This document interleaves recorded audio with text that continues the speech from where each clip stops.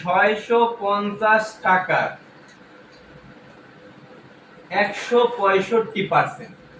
650 টাকার 165% কত টাকা? 100% আমরা বুঝি সম্পূর্ণ। 100% কি বুঝি? সম্পূর্ণ। সম্পূর্ণ অংশ হইলে 100%। এখন খেয়াল করো, তাইলে 650 এর 100% কত? 650। 650। তাহলে 650 এর 165% কি 650 এর বেশি হইবে না কম হইবে? বেশি। বেশি হইবে। 100%ই হইলো 650 টাকা। বুঝো না? 150 হইলো 650 টাকা। তাহলে এই জায়গায় আছে কি 165।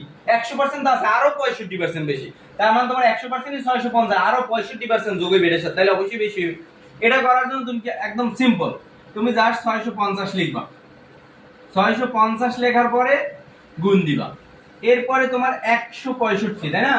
তাহলে 100% ধরলাম আমরা 100 আর এই হলো 165, মানে 100 এর 165%। বুঝছো?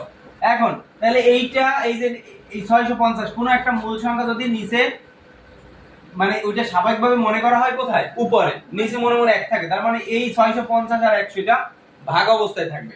তাহলে এটা দিয়ে আমরা এটা ভাগ করি। আপাতত দেখি এই যে এই শূন্য আর এই শূন্য কাইটা ফেলাই।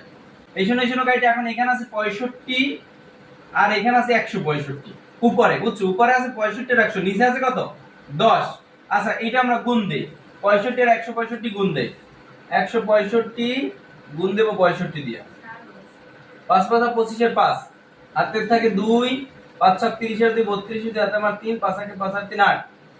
এক ঘর কাইটা দিলাম, 5 7 30 শূন্য হাতে আমার 3, 6 7 36 আর 3 39 হাতে থাকে 3। আর 6 8 6 আর 3 কথা বললে 9। 5 2 8 9 17 7 আর 17 7 হাতে আমার 1 9 রাখ 10। এই যে কত হয়? 10725। আর নিচে থাকে কত? 10।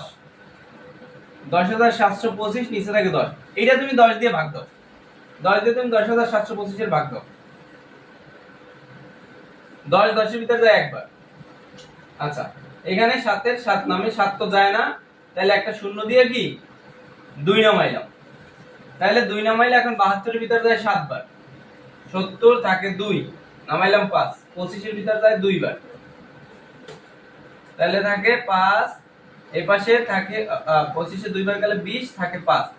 5 তো যায় না, সিম্পলি আমরা কি করলাম দশমিক দিয়ে একটা দশমিক দিলাম, একটা শূন্য নিলাম। 5.50। তাহলে তোমার কত হয়? তুই তো 10,000 মানে 1072.5। এটা হলো তোমার রেজাল্ট। এখন বুঝছো? সিম্পল